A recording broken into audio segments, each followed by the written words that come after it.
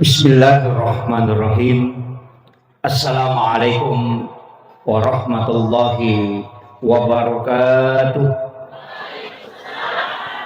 Jangan dikasih efek. Jangan kasih efek. Kasih nol efeknya. Kasih nol saja efeknya.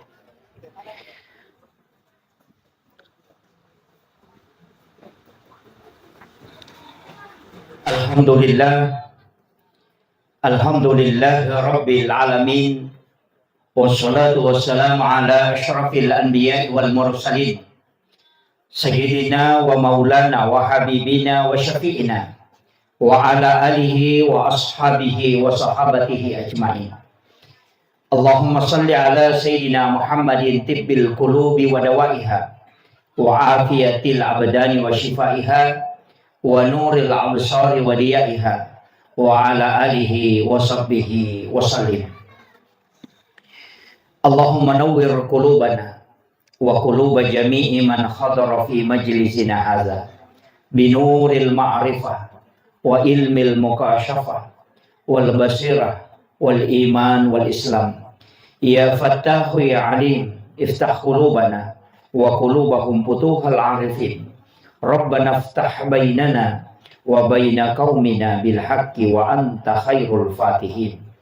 Hadratal muhtaramin wal muhtaramat, ikhwanu fillah yang kami muliakan dan kami ta'zimi, para alim ulama, Bapak Imam beserta seluruh pejabat pemerintah yang sempat hadir, Bapak Kepala Desa, Bapak Kepala Dusun dari Babinsa dan Babin Kantipmas, seluruh tokoh adat, seluruh orang tua kami yang sempat hadir, terkhusus kepada seluruh tamu undangan yang insya Allah semoga kesemuanya dirahmati dan dimuliakan oleh Allah Subhanahu wa Ta'ala.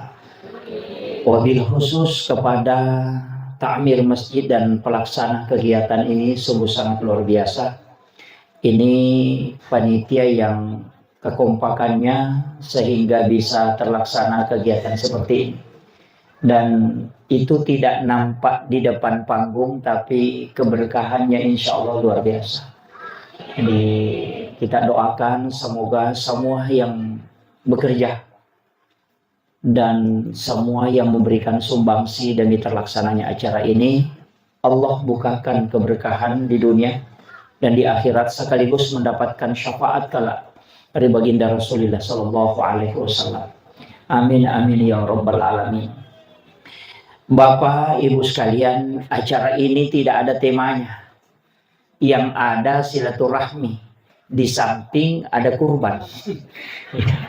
Ya, jadi ini dua hal yang memang bulan ini kita menjelang memasuki bulan Zulhijjah.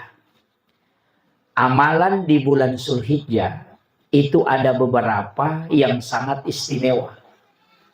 Makanya sebelum kita memasuki bulan Zulhijjah, mestinya kita persiapkan memang. Yang pertama adalah amalan yang sangat disukai dan dirindukan oleh Allah, itu 10 pertama bulan Zulhijjah. Makanya itu bersumpah walayalin ashr. 10 hari pertama itu apa yang harus kita lakukan? Bagi yang mau puasa silahkan. Puasa mulai 1 sampai 10.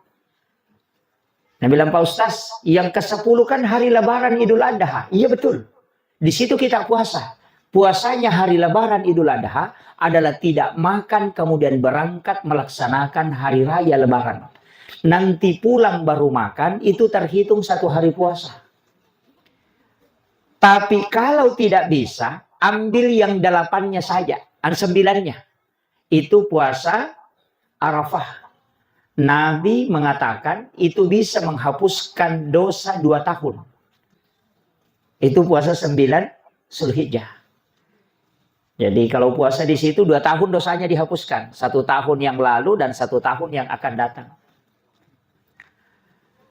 Kalau masih mampu ambil 3 hari. Mulai dari 8, 9, dan 10. 8 puasa, 9 puasa, 10 nanti jangan makan kemudian Lebaran. Itu dihitung 3 hari. Kenapa di situ disunnahkan? Karena sesungguhnya Nabi Ibrahim itu ketika bermimpi untuk diperintahkan menyembelih anaknya, itu mulai dari 8. 10 baru dilaksanakan. Tapi bagi yang mampu ambil 1 sampai 10.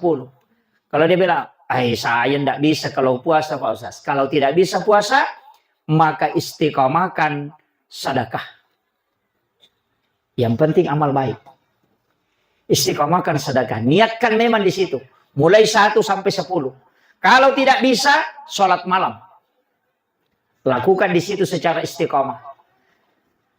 Jadi yang penting kita melakukan kebaikan karena tidak ada ibadah yang paling dicintai dan dirindukan oleh Allah kecuali pada 10 itu. Bahkan Rasulullah mengatakan dalam satu riwayat bahwa ibadah di 10 pertama bulan Zulhijjah itu mengalahkan pahala jihad fisabilillah. Itu luar biasanya. Nah, kemudian ada nanti perintah itu kurban. Kalau kurban ini Pak sebenarnya banyak orang keliru. Kurban itu standar maksimalnya itu tidak ada.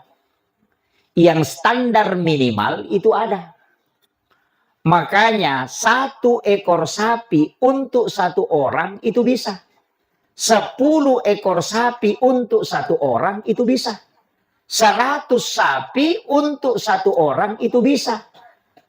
Makanya Nabi Ibrahim itu menyembelih kambing untuk kurban, itu 1000 ekor kambing, 100 unta. Tapi belum ada orang di Sulbar ini sembelih 1000 ekor kambing.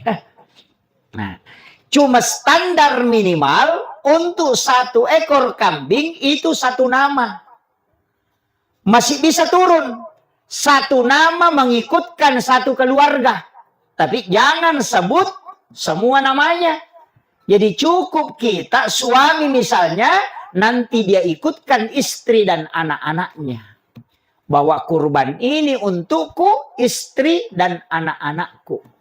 Untuk dia mendapatkan sunnah ainiyah, istrinya gugur mendapatkan sunnah kifayah namanya. Itu penting saya sampaikan ya. Kalau sapi 7. Itu standar minimal 7 nama. Tapi dalam 1 nama bisa 10 orang. Tapi jangan disebut. Misalnya saya punya anak 9. Ada 8. Istri 1, suami 1. Makanya mengatakan kurban ini untukku, istri dan anak-anakku. 10 orang masuk. Jadi dia mengikutkan keluarganya. Itu yang standar minimalnya. Kalau mampu masukkan istri dan suami, masuk dua-dua, masukkan dua-dua. Ambil 2 nama. Kalau mampu 1 ekor, 1 keluarga, silahkan 1 ekor. Kalau mampu 10, 10. Nah, bilang tidak bisa sapi Pak Ustaz, tidak bisa tahu kambing. Ayam saja. Tapi setiap yang disembeli untuk mendekatkan diri kepada Allah, itu adalah taqarruban ilallah. Cuma secara syariat, fikih itu tidak sah dalam keadaan kurban, tapi tetap dia masuk hukum kurban. Bahwa dia mengorbankan sesuatu untuk mendekatkan diri kepada Allah. Tapi secara istilah syara tidak sah kurbannya. Makanya ulama dulu mengatakan, kalau kau punya ayam, ayam mau kau sembelih. Yang penting ada yang kau sembelih untuk mendekatkan diri kepada Allah. Itu melatih masyarakat supaya bisa berkurban. Itu kuncinya. Karena nanti kalau ayamnya tidak bisa dia sembelih, kalau punya kambing juga tidak mau. Man lam yashkur kalilan, falam yashkur kasiran. Ni gini jide na sukuru ki cede malah dak pa ko may gay. Ya ko makat di iko kasih asili masih ke iko sogi. itu ada kan gitu. Makanya ulama dari dulu itu melatih. Kalau kau belum mampu kambing, ayam mau dulu kau sembelih. Yang penting dia sudah berkurban, artinya menyembelih binatang untuk mendekatkan diri kepada Allah Subhanahu wa taala. Itu kuncinya. Tapi saya kasih tahu, kalau masuk bulan Zulhijjah dan kita sudah pasti akan berkurban, sudah kita siapkan dananya dan kita sudah niatkan memang, maka disunnahkan untuk tidak bercukur dan memotong kuku. Disunnahkan. Kalau sudah masuk bulan Zulhijjah, Makanya kalau mau memotong rambut sebelum masuk bulan Zulhijjah. Kenapa? Rasulullah mengatakan dia ingin menyaksikan kurban sekaligus dia menjadi penghapus. Itu dosa-dosanya akan dihapuskan. Dosa-dosa yang melekat pada diri kita. Itu barakah. Makanya walaupun nanti ada pendapat lain. Seperti Imam Besar Masjid Istiqlal Jakarta yang almarhum Bapak Profesor Dr. Ali Mustafa Yakub. Itu mengatakan yang tidak boleh dicukur dan dipotong kukunya adalah binatang yang mau dikurbankan. Bukan orang yang mau berkurban. Tapi secara akal ada ke orang cukur sapi. Potong kuku sapi. Nah, dari sini ulama mengatakan beda rambut, beda bulu. Sedangkan dalam hadis itu menyebut rambut bukan bulu. Nah, sehingga dia mengatakan orangnya yang mau berkurban itu disunnahkan untuk tidak bercukur dan tidak memotong kuku. Nah, ini penting saya juga sampaikan karena banyak biasanya yang tidak memperhatikan itu. Tapi hukumnya sunnah. Kalau dilanggar berarti makruh. Ingat ya, sunnah itu kebalikannya makruh. Yang banyak sekarang orang merubah menjadi bid'ah. Coba, makruh itu mulai hilang. Sekarang dirubah sunnah bid'ah. Kan ini yang banyak muncul. Nah, kalau sunnah tidak dikerjakan berarti makruh. Makanya masuk masjid mendahulukan kaki kiri, makruh. Karena sunnahnya kaki kanan. Keluar dari WC mendahulukan kaki kiri, makruh. Karena sunnahnya mendahulukan kaki kanan. Jadi kalau sunnah tidak dikerjakan, kedudukannya makruh.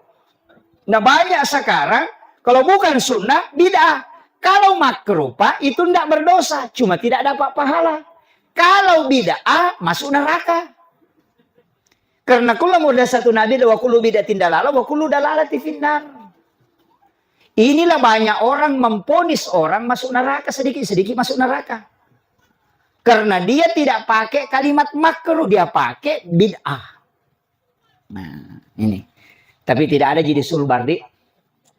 Tidak ada jadi sini. Itu yang banyak. Makanya saya wasiatkan, ya guru-guru kita luar biasa, Pak.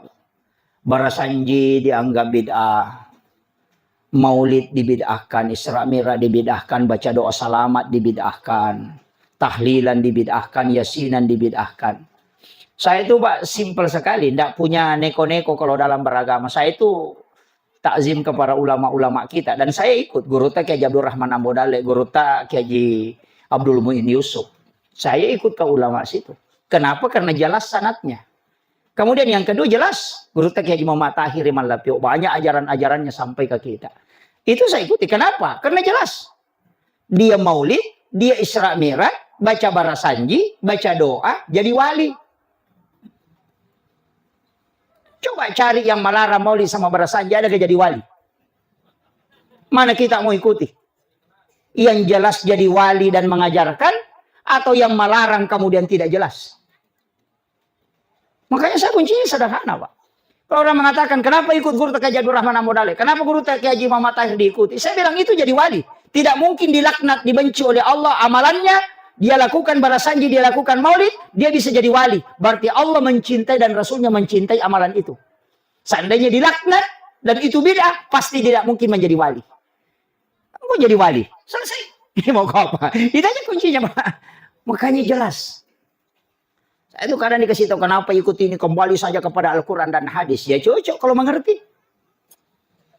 Kita, masyarakat seperti kita ini tidak usah bilang kembali ke Al-Quran dan hadis. Ikuti petunjuk ulama yang kita dapatkan yang memang bersanad itu. Ikuti aja itu. Kenapa? Bukan tugas kita mencari dalil, tapi mengamalkan. Yang punya tugas mencari dalil itu ulama. Sama aja kalau ke pesta, jangan tanyakan dari mana kambingnya, apa bumbunya. Makan saja sambal gorengnya. Bukan tugasmu menanyakan di mana ku ambil bumbu. Makan saja yang sudah dihidangkan. Yang memasak itu ahlinya. Agama juga begitu. Yang membuat kaidahnya itu ahlinya, bukan masyarakat. Masyarakat mengamalkan. Supaya tidak pusing. Sekarang kayak orang sudah disiapkan sambal goreng, disuruh bertanya. Dari mana kambingnya, apa warnanya, siapa yang bawa. Ini jadi masalah. Nah, makanya saya wasiatkan, silahkan amalkan. Guru-guru kita itu kan jelas kitabnya. Ini guru Kiai Haji Muhammad Tahir Iman Lapio. Itu luar biasa. Waliullah yang sangat masyhur. Sulbar ini luar biasa. Salah satu kesyukuran karena ini juga adalah sumbu para wali. Ya. Itu tidak boleh dihilangkan. Saya itu terus terang Pak, setiap masuk di suatu daerah pasti tawassul. Karena ulama kita itu kan sebenarnya tidak mati di sisi Allah. Cuma kita yang bilang mati. Allah Al-Quran bilang sesungguhnya para wali-wali Allah itu kan tidak mati di sisi Allah. Bal ahya, mereka itu hidup. Bahkan bisa memberi rezeki. Makanya guru tak bisa membangun masjidnya. Padahal sudah meninggal. Beli semen. Kenapa? Karena Al-Quran yang menyebutkan. Makanya orang meninggal itu kita cuma mengatakan tutup usia. Pindah ruhnya. Makanya orang hidup, ruhnya diatur oleh jasadnya. Orang meninggal itu jasadnya yang mengatur ruhnya. Terbalik. Kalau orang hidup, dia yang ngatur ruhnya. Makanya ruh nanti itu bertengkar sama jasadnya. Bilang, kau yang kasih masukan di tempat begini. Makanya ketika orang wafat, maka ruh itu yang mengatur jasad. Makanya ada orang bisa bersilaturahmi dengan para wali. Ada. Bahkan guru Profesor Dr. Nasaruddin Umar itu cara terbuka. Apa yang dia bilang? Bukan ulama kalau belum ada gurunya orang meninggal. Kalau belum bisa mengambil ilmunya para wali itu bukan orang ulama, itu masih ustaz. Itu makanya ketika Imam Syafi'i menulis beberapa kitab, dia menulis hanya nama mursyidi guruku, tapi dia tidak sebut namanya. Ketika ditanya oleh muridnya, kenapa kau tidak menyebut nama gurumu di sini? Menulis namanya dengan lengkap. Apa yang dia bilang? Saya menghindari fitnah. Karena orang itu meninggal ratusan tahun sebelum aku lahir. Tapi saya mengambil ilmunya. Kenapa? Karena dia bisa belajar melalui alam mimpi. Itu diajarkan oleh para ulama. Itu kalau mimpinya ulama Pak, tidak sembarang. Makanya kalau mau aman, kalau mau tidur, sholat witir memang dulu baru tidur. Setiap mimpi yang hadir, kalau orang berwitir itu pasti isyarat. Jadi kalau mau tidak bermimpi, tidak diganggu jin, bilang ini bunga tidur atau apa, sholat witir saja. Karena orang yang witir pasti tidak diganggu jin. Nah bilang, wah susah itu Pak Ustaz, karena kita halangan, tidak bisa kita sholat witir, pasti diganggu jin. Ada kuncinya. Masukkan jari telunjuk di langit-langit, tulis namanya Umar bin Khattab dari pusar ke atas. Tidak akan diganggu jin. Tapi tulis bahasa Arab. Bukan tulis bahasa Indonesia. Jangan pakai spidol. Pakai jari telunjuk di langit-langit. Baca bismillah. Baru tulis Umar bin Al-Khattab. Tidak akan diganggu jin itu. Itu kuncinya Pak. Biar pakai baju. Di luarnya saja. Yang penting ditulis. Makanya ulama-ulama kita dulu itu mengajarkan ke anak-anak. Dia sama kalau anak kecil. Sering diganggu jin. Cukup masukkan. Tulis Umar itu. Nama Umar itu bisa mulai dari kepalanya ditulis ke bawah. Itu Umar bin Khattab. Insya Allah tidak akan diganggu jin itu. Itu saking takutnya jin namanya saja Umar. Itu paling ditakuti. Hanya ulama-ulama kita di kitab hikmah itu selalu mengajarkan itu. Itu perlindungan yang paling cepat. Kalau mau tulisan bahasa Indonesia, wah jadi masalah itu.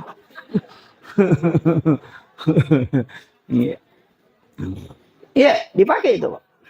Bahkan ada orang yang biasa ketika kerasukan, orang pakai itu. Ru'yani itu menulis. Makanya ada ulama kita itu dia tidak baca-baca ketika dia datang bilang, kerasukan. Dia tulis saja itu. Biasa dia celupkan tangannya di air, baru dia tulis, baru dia tinggalkan. Jin itu akan keluar. Itu simpel, Pak. Kemudian sedikit saya bahas ini karena ada juga hal penting ini, Pak. Kemarin saya sempat ditanya beberapa kali. Ada jamaah kita itu hampir menyamakan kurban dengan akikah. Sehingga dia mengatakan, bagaimana hukumnya ini? Belum di akikah mau berkurban. Saya bilang, itu kurban setiap tahun. Akikah itu 1 kali seumur hidup. akikah itu perintahnya 1 kali saja seumur hidup. Kalau kurban setiap tahun bagi yang mampu. Nah bilang belum mampu pilih akikah Ustaz. Nah sampai lagi di kurban, ambil 2 bagian. Kalau sapi, 1 bagian untuk kurban, 1 bagian untuk akikah. Kasih tahu Pak Imam, sembeli akikah itu anuku. 1 kurban. Jadi Pak Imam tiganukan. Ini untuk kurbannya si anu, si anu, si anu, dan akikahnya si anu. Baru disembeli. Begitu. Nah bilang, 1 Ustaz, saya cuma punya misalnya uang 2.500.000. Itu mau dipakai berkurban. Kurban dulu, jangan dulu akikah.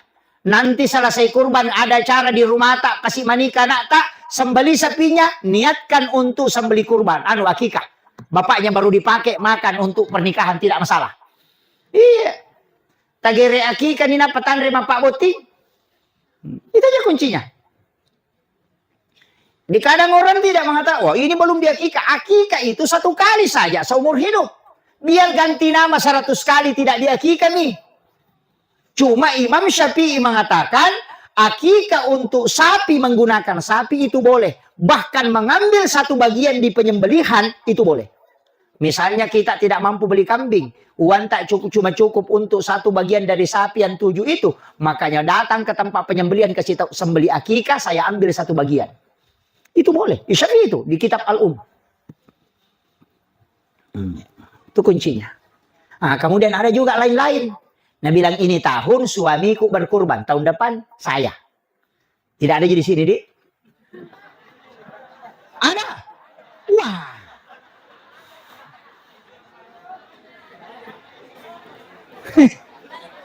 Masalah itu, Bu. Kalau berkurban, tidak usah gantian. Masalahnya juga tidak dijamin masih hidup tahun depan. Berkurban ke tahun ini suami tak atas nama. Nanti dia ikutkan dapat pahalanya. Boleh berniat begini. Tahun ini suamiku, tahun depan suami istri. Dua-duanya berkurban. Berapa bayar orang di sini Pak 1 orang? 2, 3. Oh iya. Yang penting sapinya cukup 2 tahun umurnya. Kalau tidak cukup 2 tahun jangan pakai berkurban. Karena itu tidak sah di dalam fikih. Harus 2 tahun umurnya. Jangan bilang kalau penjual dia bilang ada nih adiknya. Jangan percaya. Susah itu. Makanya lebih baik pilih yang agak besar daripada tidak yakin betul. Karena kita tidak punya kartu nama kalau di sapi tidak ada tanggal lahir. Tidak sama orang barat, kalau lahir sapinya, dia pasangi anting itu ada tanggal lahirnya. Karena itu kontrol vaksin. Kalau kita tidak ada. Mestinya Pak, ada sertifikat lahir sapi. Iya, mestinya. Tanggal lahirnya ada karena dipakai berkurban. Tanggal lahirnya ada, tinggal ditulis. Tidak usah ditempel, cukup di rumah. Bahwa si ini lahir tanggal sekian. Nanti kalau orang mau beli bisa tahu, ini sudah 2 tahun. Iya. Itu banyak kan tidak sampai 2 tahun itu. Nah, ini bahaya nih. Karena aku makan yang kena bahaya tuh. Karena sekarang bisa menggunakan bibit. Tidak sama dulu. Nah, ini penting saya sampaikan kepada jemaah ini, hati-hati. Kemudian, sapi yang digunakan berkurban tidak boleh sakit, tidak boleh kurus. Kurus itu, bagaimana bilang kurus Pak Ustaz? Kalau kurus Pak gampang. Kalau 5 orang lihai, 4 orang bilang kurus, 1 orang bilang tidak kurus gitu. Jangan banyak neko-neko. Iya, nah baru sudah ditahu. Iya apa kita kena dokumen ya. Nah, iya. Jadi jangan bilang Anda kurus tinggi gini. Nah, ini kan biasa begitu.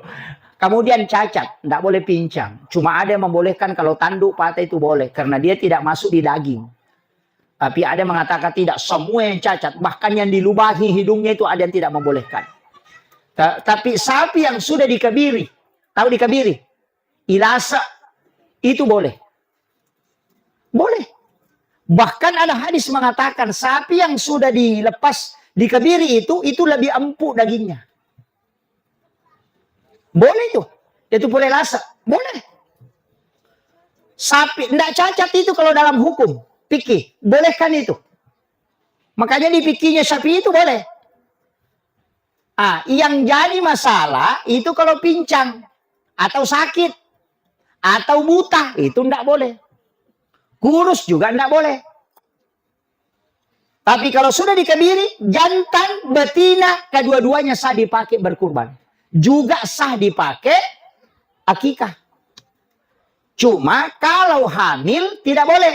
Tapi kalau tidak ditahu bilang hamil, kemudian disembeli, kemudian nanti dibuka, kemudian ada janin di dalam perutnya, maka halal dimakan janin itu karena dia ikut penyembelihan di induknya.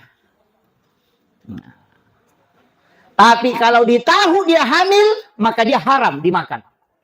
Tapi kalau tidak ditahu, nanti sudah disembeli, baru dibuka, baru dilihat ada janin, maka ambil janin itu karena dia halal. Makan karena penyembelihannya ikut sama induknya. Itu kuncinya dalam fikih. Tapi ingat, bagi yang tidak mengetahui, kalau sudah tahu memang itu haram. Ini itu hati-hati di situ, Pak. Tapi ada penting sekali nih, yang paling jarang orang lakukan. Kalau akikah, apa namanya kurban, itu ndak boleh kulitnya dijual. Haram hukumnya menjual kulit. Yang kedua, penyembeli tidak boleh dapat upah sembelihan daging dari kurban itu.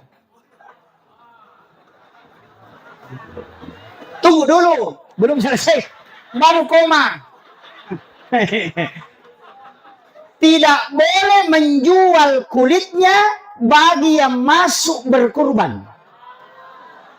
Makanya ketika ada kulit hewan kurban, bagi pelaksana kurban menyerahkan ke seseorang, kemudian orang itu menjual untuk dirinya, maka itu boleh. Tapi kalau yang berkurban menjual kemudian diambil, maka itu diharamkan. Paham nih? Ini jadi masalah kalau tidak paham betul ini. Makanya bilang ini baru koma. Yang kedua, tidak boleh mendapat upah dari sembelihan dari sapi itu. Biasakan ke maka tawana pu imang na ulunah. Kan biasa begitu kepalanya. Pak Imam, jangan. Itu diharamkan ulama karena tidak ada bagian di situ. Dan dalam kurban itu tidak ada upah sembelihan. Makanya jangan kasih upah tapi berikan sedekah. Paham ya? Iya.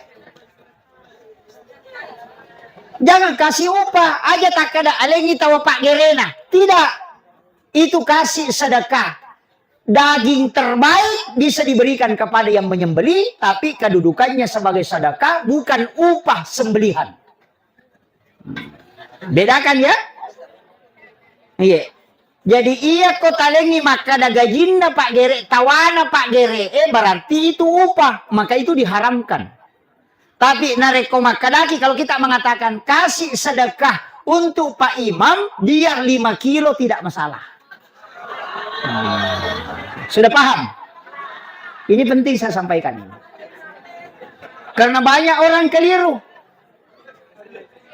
Nah kasih kepalanya Pu Imam baru bilang tawagerena. Itu keliru itu Pak. Kalau mau sempurna, saya kasih tahu. Kalau mau sempurna, karena ini untuk panitia. Kalau kita bentuk panitia kurban, kasih cukup 10 orang ke atas. Kalau mau sempurna, saya kasih tahu. Kalau mau sempurna, nanti setelah sapi disembeli, kaki depannya sebelah kanan, ketika lepas dari sapi, langsung digantung, buka dagingnya, langsung bagi 7 itu dagingnya. Kaki depannya sebelah kanan. Kaki kiri nanti, kaki depan sebelah kiri, ambil dagingnya, langsung bagi 7. Gak, bikin lagi 7 di situ. Jadi, kaki belakang bagi 7 dagingnya. Kaki kiri bagi 7, kaki kanan bagi 7. Kemudian daging khas yang paling dalam dan luar juga bagi 7. Hatinya dibagi 7. Sehingga semua orang yang 7 ini dapat utuh 1 ekor sapi dari semua bagian sapi yang ada. Ini penting saya sampaikan. Ini yang banyak orang tidak perhatikan Pak kalau dalam kurban. Saya setiap tahun kurban di pondok itu memang diajarkan. Saya dulu dari guru tak dulu sudah ajarkan memang. Jadi tulang rusuk itu dibagi 7.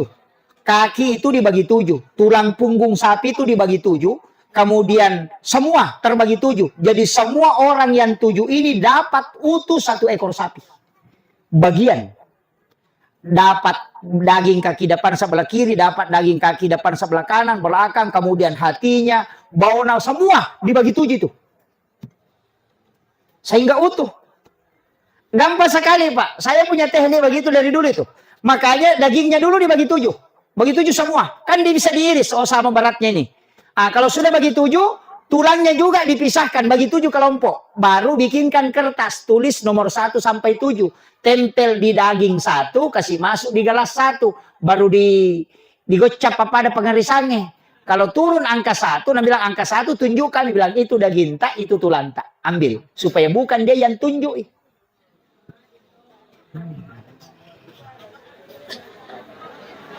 Iya. Kan biasa ada itu pergi mami berdiri. Nah segini nanti ku ambil. Kalau begitu tidak. Jadi kita timbang. Kalau sudah dibagi 7 ditimbang dulu. Kalau sama nih beratnya semua. Sama berat nih semua. Kan ada istilahnya jamelakna. Kalau kurang itu nih dipakai tambahkan. Supaya sama semua beratnya. Tulangnya tidak usah ditimbang. Yang penting bagiannya sudah dapat. Sudah itu kasih nomor 1 sampai 7. Baru di lot 1 sampai 7. Macabuk nih. Oh nomor 1. Itu dagingnya, itu tulangnya. Kau ambil. Jadi itu tidak ada yang merasa terzolimi.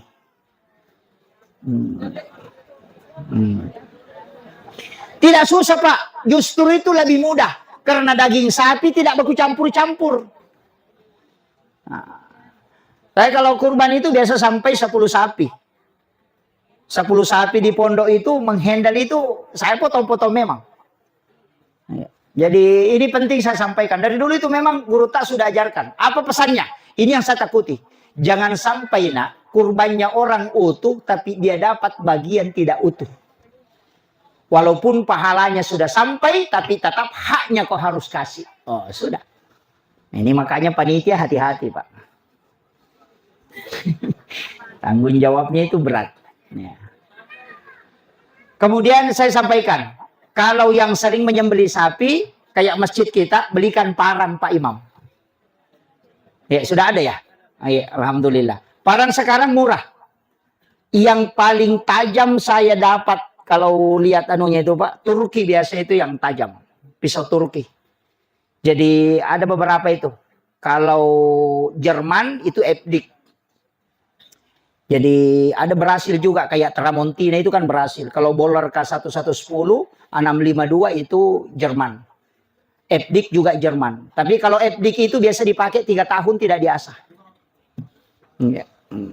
Sebenarnya menyembelih sapi itu kan dikasih menghadap ke Ka'bah, Baitullah. Kemudian dia bersandar di badan kirinya, berarti kanannya di atas. Kemudian usahakan jangan potong urat yang dari tulang iga tembus ke tulang kepalanya. Kan ada itu saraf, itu enggak, jangan putus itu. Yang diputus itu jalur makanannya dengan 2 kiri kanan yang di sini. Jangan terputus. Makanya kalau menyembelih usahakan kasih rapat baru ditarik. Usahakan jangan lewat ke atas. Karena kalau dia kena saraf yang di atas yang dari tulang iga itu tembus ke kepala, maka itu biasa banyak dampaknya.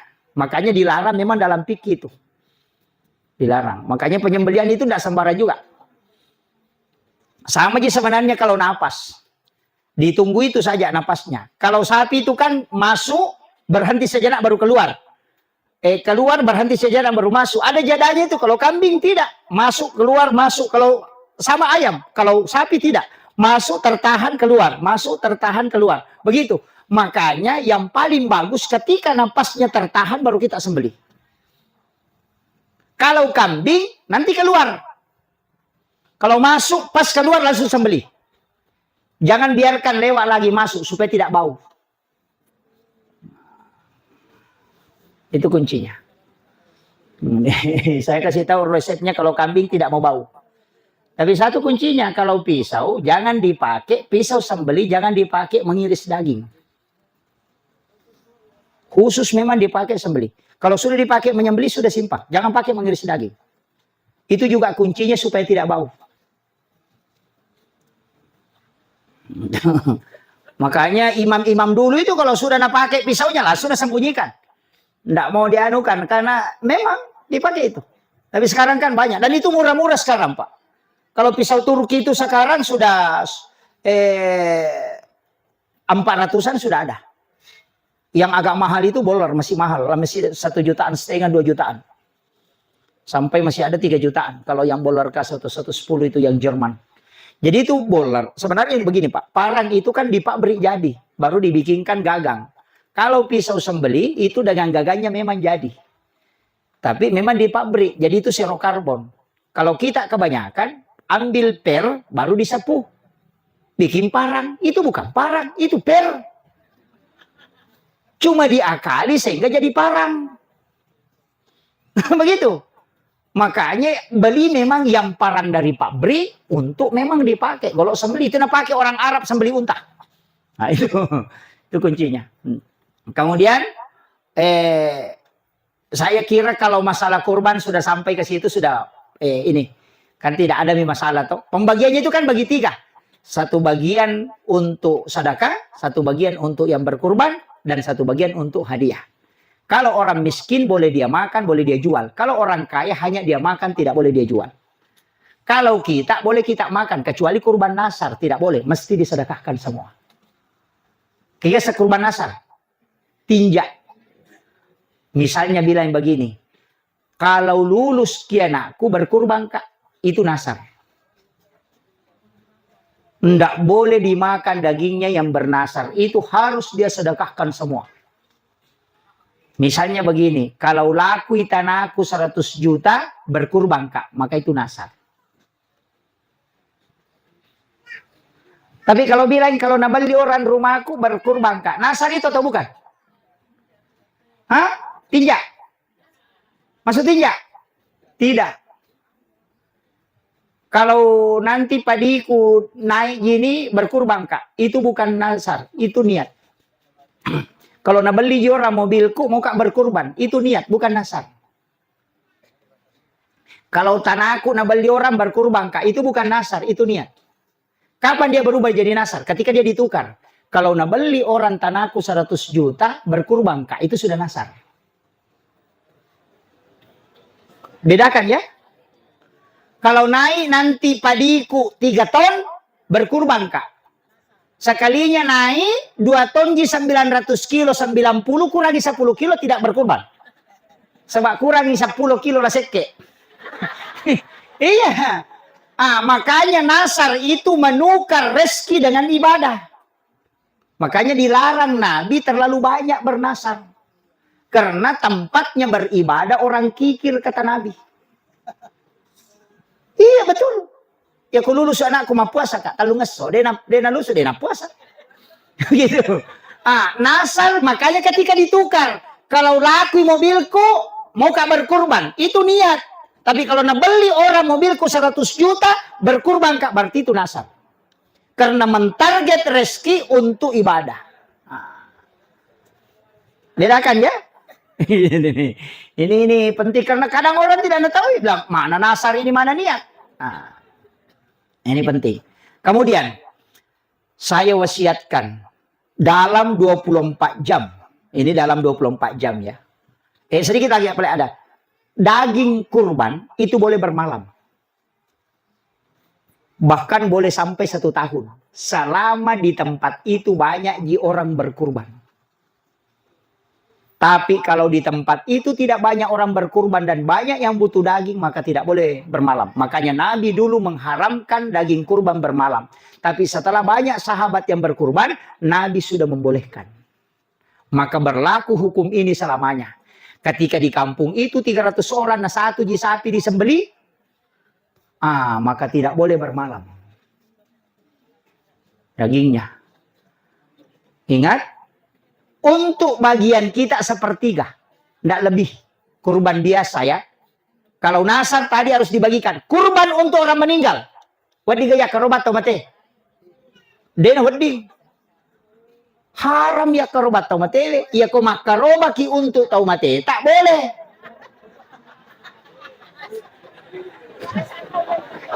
Masa tau mate ni akarobang? Ini nih. Berkurban, kita niatkan pahalanya untuk orang meninggal, itu ada dua versi. Imam Syafi'i membolehkan dengan syarat ada wasiat. Kalau ada wasiat, silahkan. Itu sampai selamanya. Makanya Bapak Ibu saya kasih tahu. Kalau sampai Idul Kurban, nama kerobaki, kasih tahu anak-anak kita. Wasiatkan memang. Anak, kalau nanti saya meninggal, nah tiba waktu kurban, nah ada di rezekimu nak kurbankan kak. Insya Allah sampai selamanya. Itu harus wasiat itu. Bikin memang maki kasih tahu memang nih. Biar kecil, yang penting sudah diwasiatkan. Jangan ki bilang setiap tahun kurban memang kok. Jangan bilang saja ketika ada nak rezekimu, kurbankan kak. Cukup selesai. Kalau tidak ada, tidak usah. Makanya ketika dia berkurban untuk kita, maka itu sampai selamanya. Ini pendapat Imam Syafi'i. Imam Romli mengatakan tidak ada wasiat, itu tidak masalah. Berkurban untuk orang yang meninggal itu akan sampai. Karena sedekah pahalanya sama dengan mengirimkan sedekah uang, itu sama dengan sedekah kurban. Alasannya apa? Semua ibadah yang bisa diwakilkan, maka sampai kepada orang meninggal. Kecuali yang tidak bisa diwakilkan. Haji bisa diwakilkan, makanya ada namanya badal haji. Puasa bisa diwakilkan, makanya ada namanya qada puasa. Iya, kurban bisa diwakilkan. Anak kita bisa beli sapi, baru dia kurban, tapi minta izin ke kita. Makanya harus ada wasiat kalau Syafi'i.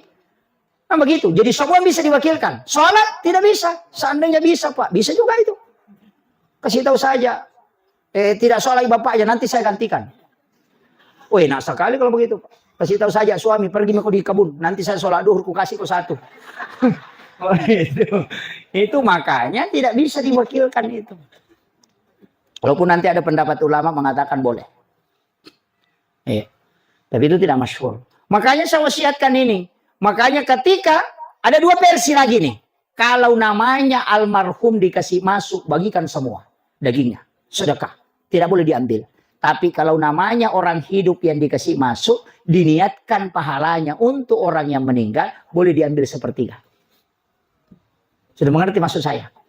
Namanya anak tetap kasih masuk, tapi kasih tahu untuk kurbanmu kau nak niatkan untuk nenekmu. Kenapa alasannya? Kalau tidak sampai pahalanya kembali ke cucunya. Dapat lagi pahala cucunya karena dia berkurban untuk neneknya. Itu bolak-balik supaya tidak lepas. Nah, itu caranya ulama ketika menjelaskan hukumnya itu. Iya. Tapi kalau saya, Nabi bilang satu Pak Ustaz, ikutkan saja. Karena Nabi kan kalau berkurban, Haza min Muhammad wa ali Muhammad wa ummati Muhammad. Dua kurbannya Nabi. Kalau dia berkurban ini untuk kurban ini untuk Muhammad dan wa ali Muhammad dan keluarganya. Yang kedua wa ummati Muhammad. Rasulullah itu sudah mengkurbankan umat yang tidak mampu berkurban. Makanya yang orang miskin tidak mampu berkurban, usahakan perbanyak sholawat kepada Nabi. Dia sudah kurbankan kita. Azizun alaihi ma'anitum harisun alaikum bil mu'minina raufur rahim. Sungguh berat terasa Rasulullah tidak ingin melihat kita dalam keadaan susah. Dia sudah berkurban untuk kita. Itu luar biasanya. Tapi saya kasih tahu begini. Ada pesannya Rasulullah. Siapa yang sampai di Idul Kurban dan punya kemampuan berkurban dan tidak berkurban, falam yaqrabanna musallana, kata Nabi. Kasih tahu dia supaya jangan dekat dari masjid. Pesannya Rasulullah.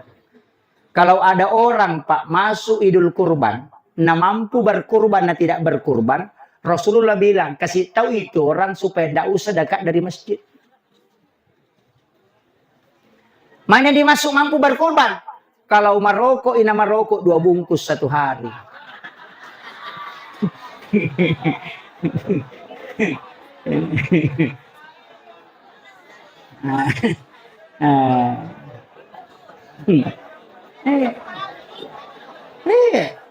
Berapa hari dalam 1 tahun? 360 hari.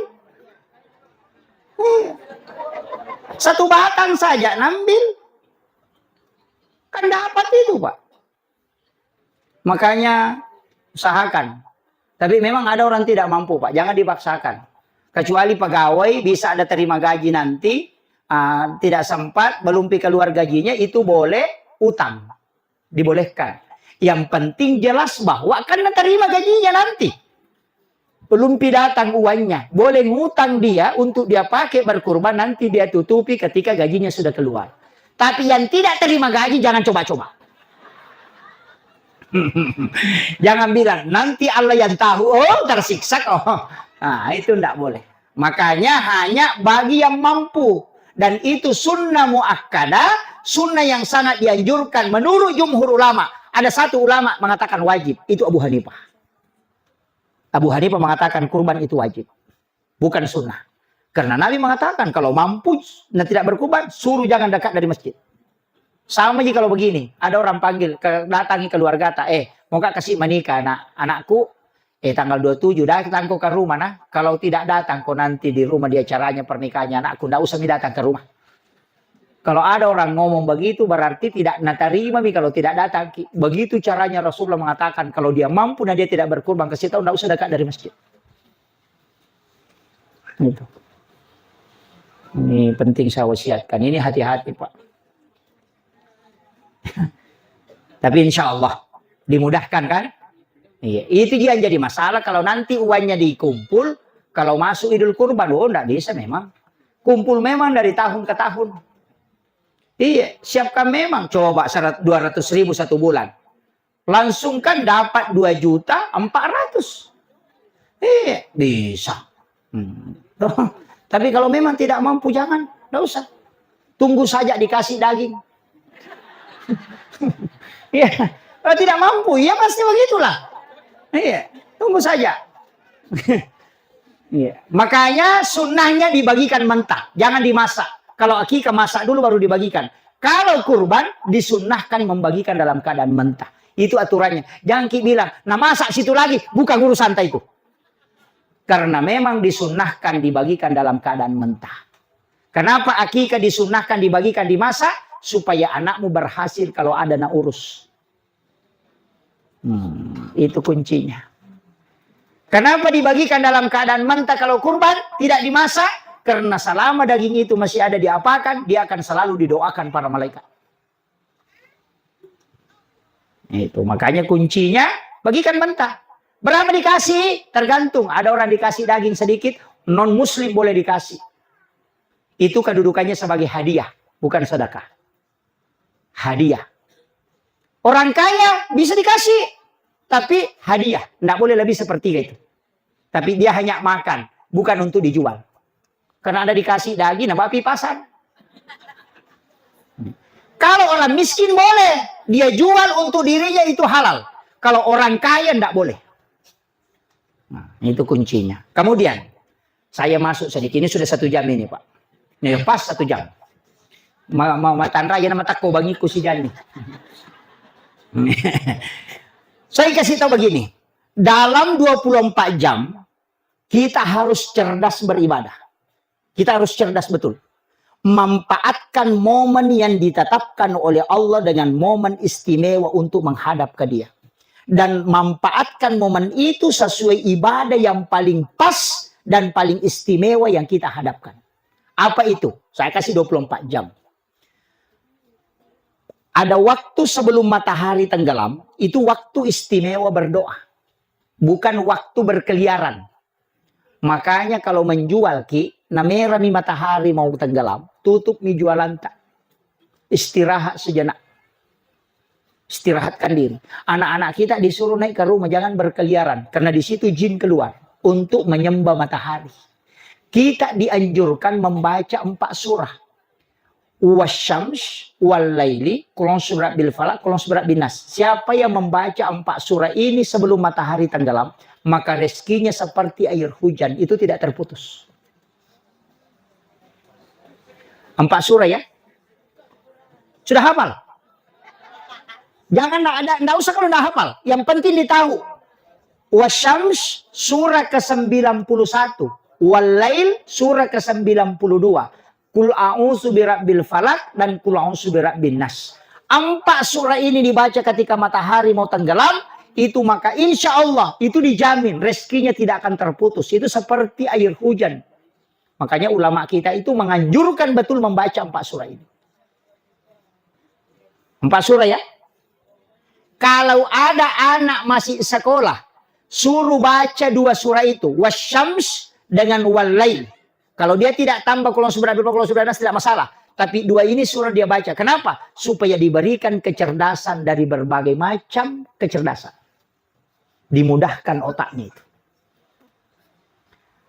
Kemudian, azan maghrib, selesai sholat maghrib, jangan mengaji. Selesai sholat maghrib, jangan mengaji. Mau baca Waqiah, enggak usah. Baca Al-Mulk, enggak usah. Apa yang dilakukan? Laksanakan sholat 6 rakaat. Kalau Bapak baca Al-Quran 10 juz antara maghrib dengan isya, itu tidak bisa mengalahkan sholat 6 rakaat antara maghrib dengan isya. Makanya saya bilang cerdas beribadah.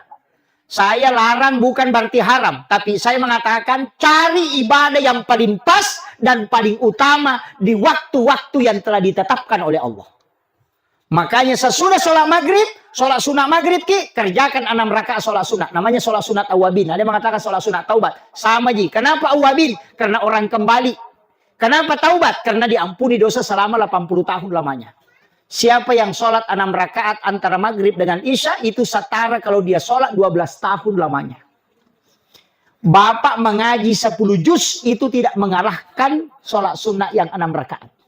Bahkan menghatamkan Al-Quran antara maghrib dengan isya, itu tidak bisa mengalahkan pahala sholat sunat awabin. Makanya kalau mau mengaji, nanti selesai isya.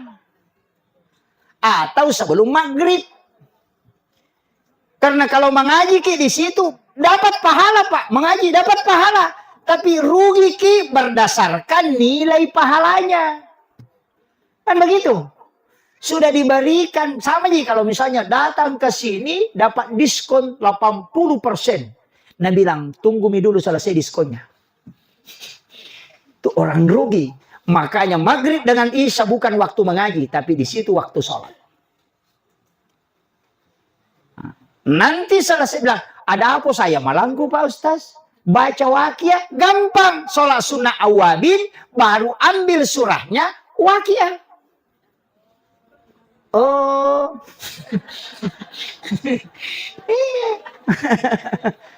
Ambil surahnya Waqiah. Atau suratul Mulk, ambil suratul Mulk. Baca di dalam sholat, tinggal dibagi 6. Bila tidak dihafal, ambil Al-Quran kasih berdiri, baru buka. Boleh. Bahkan ada ulama Hanafiyah mengatakan, lebih afdal melihat Al-Quran ketika sholat, karena matamu akan terjaga dan lebih berkah ketika engkau melihat Al-Quran. Cuma kekurangannya kalau mati lampu langsung stop.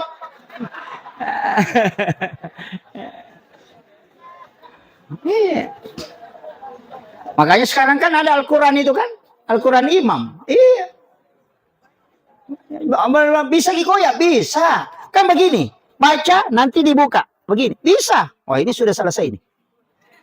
1. Ya. Tertulis, enggak, saya tertulis. Jadi itu kuncinya. Nggak usah kan.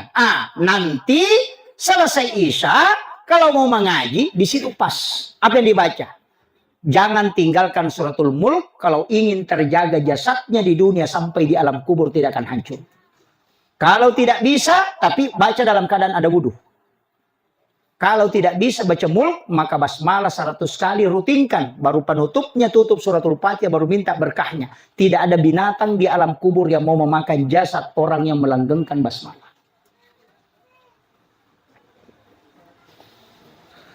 Kemudian, suratul Mulk itu adalah perisai dari azab kubur.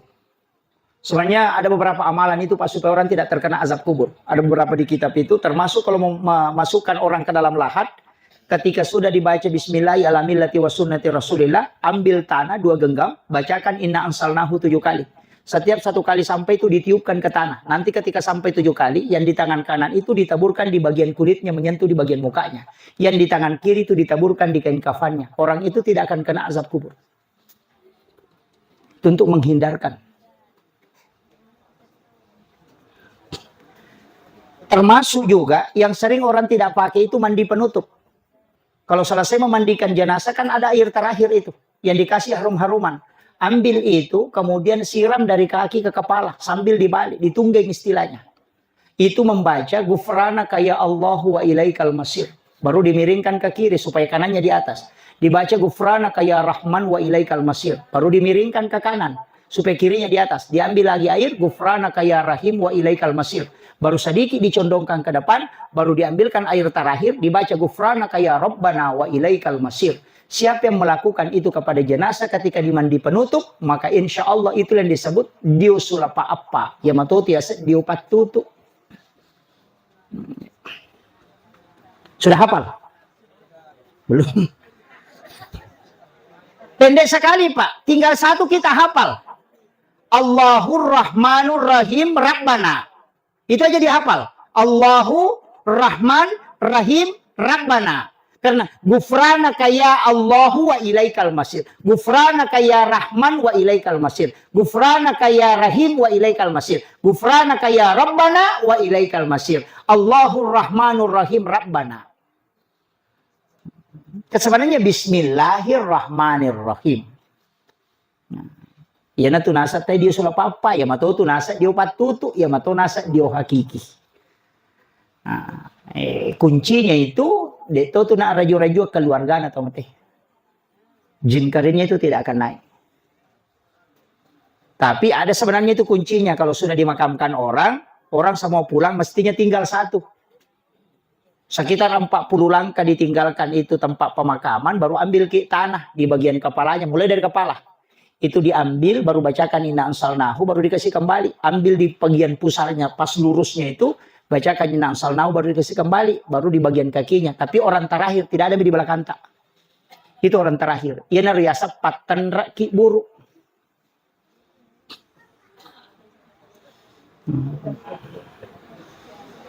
Biasanya dipakai Pak.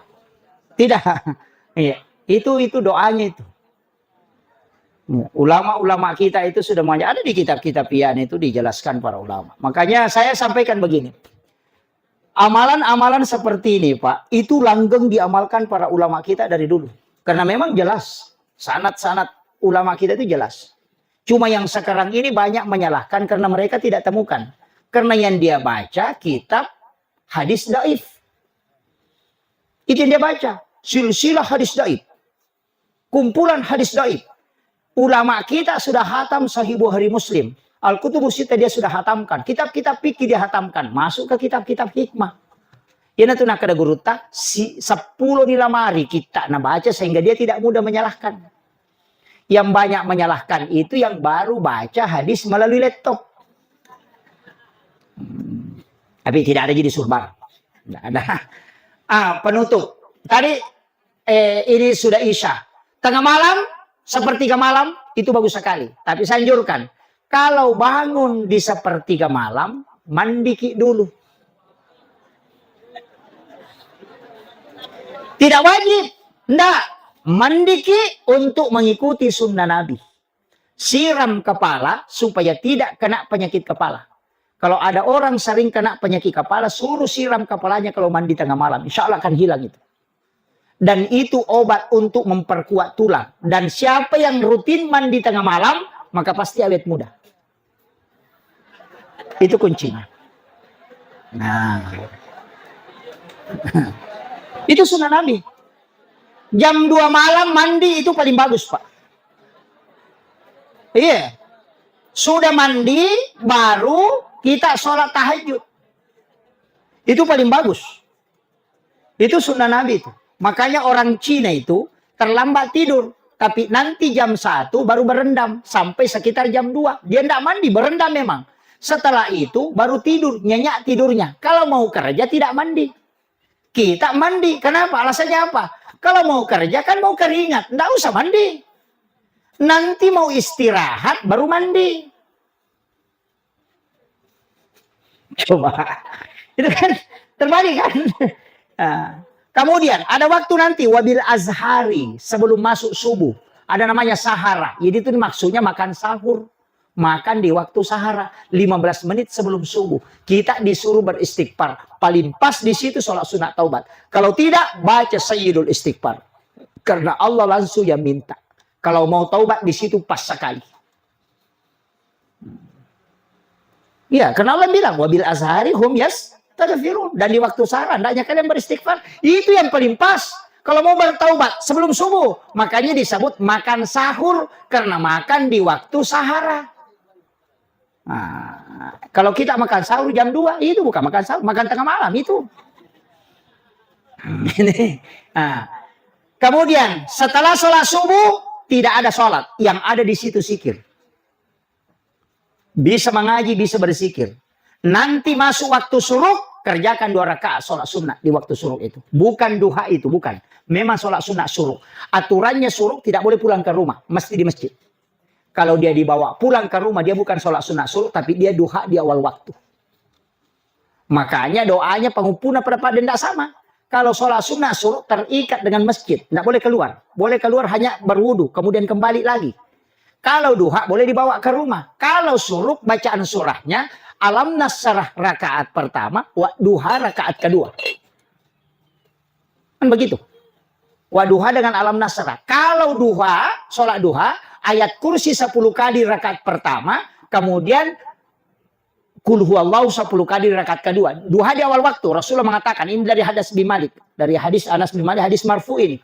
Itu jalurnya langsung sandarnya ke Nabi. Rasulullah mengatakan, siapa yang sholat sunat duha di awal waktu, di rakaat pertama dia membaca ayat kursi 10 kali, di rakaat kedua dia membaca surah Al-Ikhlas 10 kali, maka pasti orang itu dirahmati oleh Allah Subhanahu wa taala. Yana tunasa tau pandita, maka da jamai na mo cica mina, manasaan kasampajamu ya masih.